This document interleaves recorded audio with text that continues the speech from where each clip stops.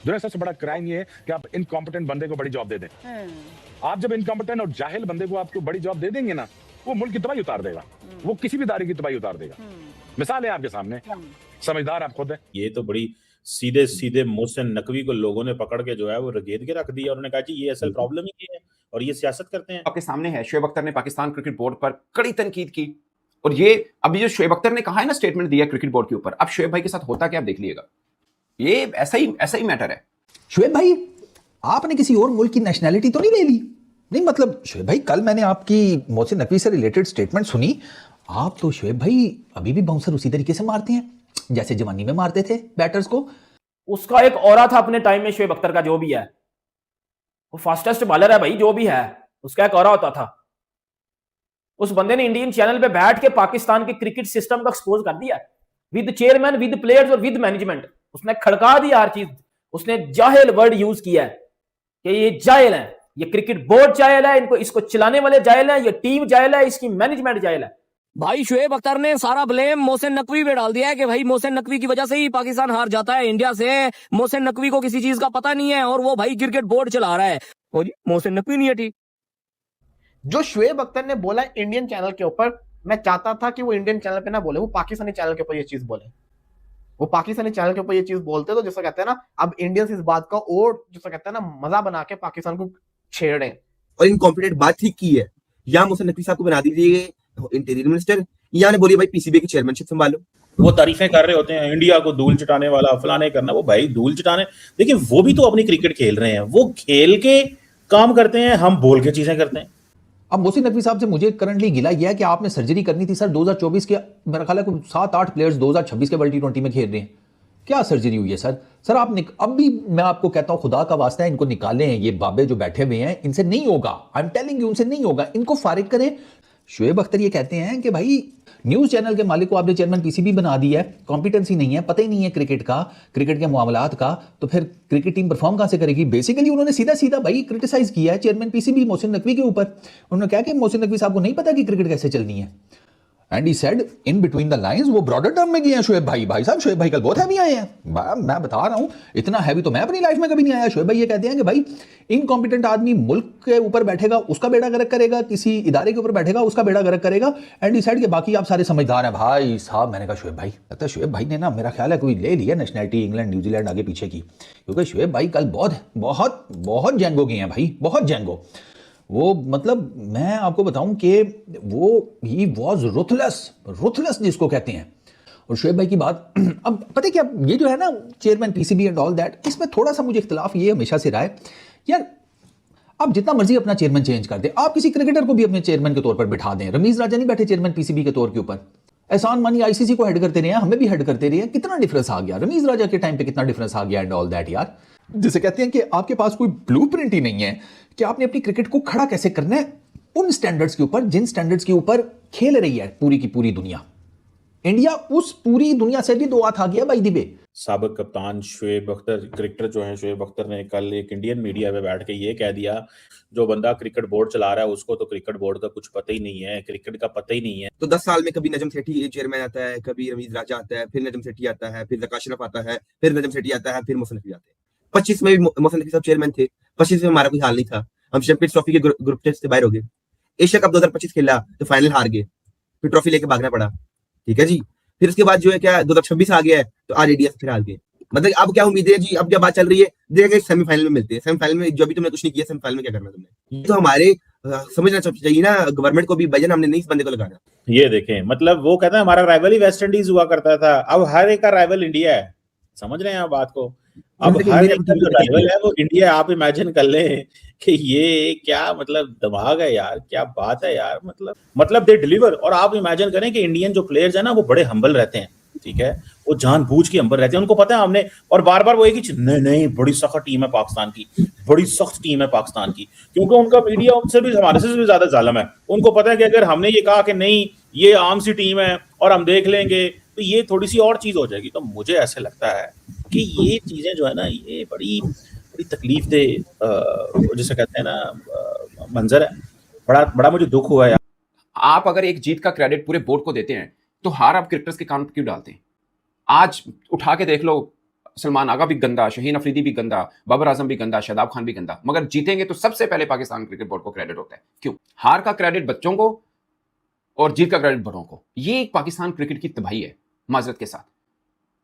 मैं आज भी आपको कह रहा हूं, ये जो मैच इंडिया से हारे ना, हम इंडिया से हारे हैं इसलिए बड़ा लग रहा है, वरना इस मैच का, इस टूर्नामेंट से कोई बहुत इंपॉर्टेंट मैच नहीं था। विद ड्यू रिस्पेक्ट, प्रॉब्लम क्या होता है, हम सही तरफ जा ही नहीं रहते। अभी एक मैच हम जीत जाते हैं ना, सबने कहना था देखिए जी हमारे सिस्टम ने अरबों रुपए के बीसीसीआई के सिस्टम को हरा के रख दिया।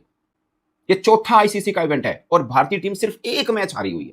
आपका जो भी बीसीसीआई के साथ पंगा है यार, जिसका जो भी हिसाब किताब कर रहे हैं, आप अपने तौर पे करें, बीच में क्रिकेटर्स को मत लेके आइए, उनको मत दबाव में डालिए आप प्लीज, उनको क्रिकेट खेलने दें। असल प्रॉब्लम ये है, मुझे पाकिस्तान के 3 सबसे बड़े क्रिकेटर्स ना मिलकर एक टीम बना दें और इन्हें इंडिया से मैच जीत के दिखा दो। नहीं जीतेंगे आप। वजह क्या है? ये जुमा 8 दिन में मैच जीता जाता है। वो 15 साल से एक पूरे टेम्पो पे चल रहे हैं, एक सिस्टम में चल रहे हैं। आप उनके गिन लें, टीम मैनेजमेंट गिन लें, आप उनके कप्तान गिन लें, उंगलियों पे आएंगे, उंगलियों पे। और आपके तो 1 साल में 8 चेंज हो इन्हें। शुएब अख्तर ने पाकिस्तान के चेयरमैन मोहसिन नकवी को आड़े हाथों ले लिया। पीसीबी के मुंह के ऊपर स्लैप मारा है शुएब अख्तर ने बोला है कि अगर आप मुझे चैनल चलाने के लिए दे दोगे तो मैं चैनल का बेड़ा गर्क कर दूंगा। और शुएब अख्तर ने बोला कि मसला प्लेयर्स में नहीं है, मसला आपकी मैनेजमेंट में है, मसला आपकी पाकिस्तान क्रिकेट बोर्ड में है। क्योंकि शुएब अख्तर ने बोला है कि जो आपका चेयरमैन है, जो पाकिस्तान क्रिकेट बोर्ड का चेयरमैन है मोहसिन नकवी, उन्होंने आज तक क्रिकेट के बारे में उनको कुछ भी नहीं पता, लेकिन वो चेयरमैन बन गए हैं। जाहिल वर्ड यूज किया शुएब अख्तर ने, ये बड़ी हार्श लैंग्वेज यूज किया पाकिस्तान के चेयरमैन मोहसिन नकवी के बारे में। अगर मैं आपको बताऊं तो शुएब अख्तर ने ये वर्ड्स यूज किए हैं। मतलब मोहम्मद यूसुफ ने बोला है कि जब आप अपनी क्रिकेट से पॉलिटिकल इन्फ्लुएंस और पर्सनल एजेंडा को खत्म नहीं करोगे, हम तो कहते हैं कि इंडिया पॉलिटिक्स करता है। आप पाकिस्तान का लेजेंडरी क्रिकेटर मोहम्मद यूसुफ ये वर्ड बोल रहा है कि जब तक आप अपनी क्रिकेट से पर्सनल एजेंडाज और पॉलिटिकल इन्फ्लुएंस को खत्म नहीं करोगे, आपकी क्रिकेट बेहतर नहीं होगी। ये शुएब अख्तर ने बोला ना कि जब आप मुझे बोलोगे कि भाई चैनल चला, तो मैं तो चैनल का बेड़ा गर्क कर दूंगा। ऐसे जब आप क्रिकेट उन खातों में दोगे जिनको क्रिकेट का पता ही नहीं है, तो वो क्रिकेट को आपकी क्रिकेट बोर्ड का बेड़ा गर्क कर देंगे ना। तो वही है, आपने किन को बनाया हुआ है जो टीम में रहने के काबिल नहीं है। आपने प्रीमियम 3 फास्ट बॉलर किन को बनाया हुआ है जो टीम में रहने के काबिल नहीं है। तो क्या ये लोग डिजर्व करते हैं कि इनको टीम में रखा जाए? ये मेरे लफ्ज नहीं है, ये पाकिस्तान के 2 legendary cricketer specially Shoaib Akhtar ने इंडियन चैनल पे बैठ के ठुकाई की है। शुएब अख्तर ने मोहसिन नकवी को आड़े हाथों ले लिया। पाकिस्तान जो इंडिया से बुरे तरीके से हारा, शुएब अख्तर इंडियन चैनल के ऊपर लाइव बैठे हुए थे, वहां पे वो कहते हैं कि ना शुएब अख्तर ने, ये पाकिस्तान का वाहिद मैं समझता हूं कोई क्रिकेटर है जिसने मोहसिन नकवी के ऊपर सवाल उठाया कि मोहसिन नकवी क्या कर रहे हैं। देखिए, मैं ये समझता हूं कि मोहसिन नकवी ने पाकिस्तान को पॉलिटिकल पॉइंट ऑफ व्यू से पाकिस्तानी टीम को बड़ा ऊपर पहुंचाया, पाकिस्तान का स्टैंड जो है वो स्ट्रॉन्ग करवाया, पाकिस्तान की थोड़ी जैसे कहते हैं ना बात की वैल्यू बनाई है। लेकिन in term of cricket Mohsin Naqvi ने जिस बंदे के हैंड ओवर सब कुछ किया हुआ है ना, वो सही चॉइस नहीं है ना। जब तक हम पॉलिटिकल इन्फ्लुएंस जो है और एजेंडा उनके पर्सन को खत्म नहीं करेंगे, तब तक हम दोबारा से वो टीम नहीं बन सकते जो हम हुआ करते थे। लेकिन शुएब अख्तर ने जो बोला, ये बाकी पुराने एक्स क्रिकेटर क्यों नहीं बोलते? शाहिद अफरीदी, मोहम्मद हफीज, मिसबाउल हक, ये लोग क्यों नहीं बोलते? नमस्कार दोस्तों, स्वागत है आपका हमारे चैनल पे। दोस्तों, वीडियो में देखा आपने कि शुएब अख्तर ने कैसे धज्जियां उड़ा दी हैं मोहसिन नकवी की, वो भी इंडियन लाइव टेलीविजन के ऊपर। जैसे ही पॉडकास्ट आ रहा था उनका, उसके ऊपर बात करते हुए बोला कि मोहसिन नकवी जो भी आप किसी इनकॉम्पिटेंट मतलब जाहिल लोग, बोला उसने कि जाहिल लोग को अगर आप किसी ऐसी जगह पे बैठा दोगे जिसका उनको एक इलटा कुकड़ पता है, तो उसका सत्यानाश होगा ही। ऐसा ही काम हो चुका है पाकिस्तान क्रिकेट में। उन्होंने एग्जांपल भी दिया, उन्होंने एग्जांपल देकर ये बोला कि अगर आप कल को मुझे इस चैनल का, जिस पे मैं बात कर रहा हूँ, इसका अगर मुझे चेयरमैन बना दोगे तो मैं 10 दिनों में ये चैनल डुबो दूंगा।